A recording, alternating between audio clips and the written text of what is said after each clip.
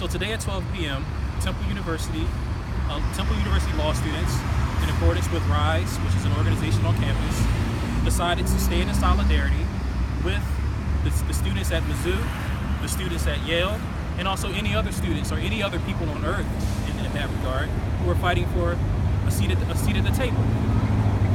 So while having this gathering where we stood in front of the building and took a nice picture, we talked a little bit about how Temple University itself has had to go through its moaning and groaning and growth as an institution that supports the freedom of all to come into these spaces and have an equal opportunity minus oppression to get their degrees and get their life on track.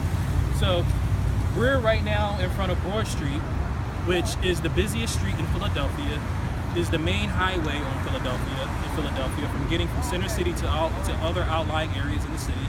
And students, black students along with their allies, decided enough was enough after other instances of mass civil disobedience to stand in front of the street and block the highway from 1 mile, pretty much 1 mile each way.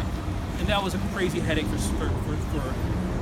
it was a crazy headache for the drivers, but it drove home the point. To the effect of Temple University decided to change the way it handles complaints about racism, sexism, and other isms that are problematic. And also, it added a requirement for all graduates, from undergraduates, to take a race and ethnicity class in order to graduate.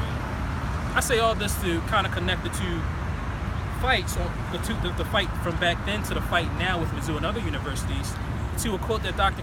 King said in his speech. And in his speech, he talked about this check that he correlates or equates to the Declaration of Independence that talks about life, liberty, and the pursuit of happiness.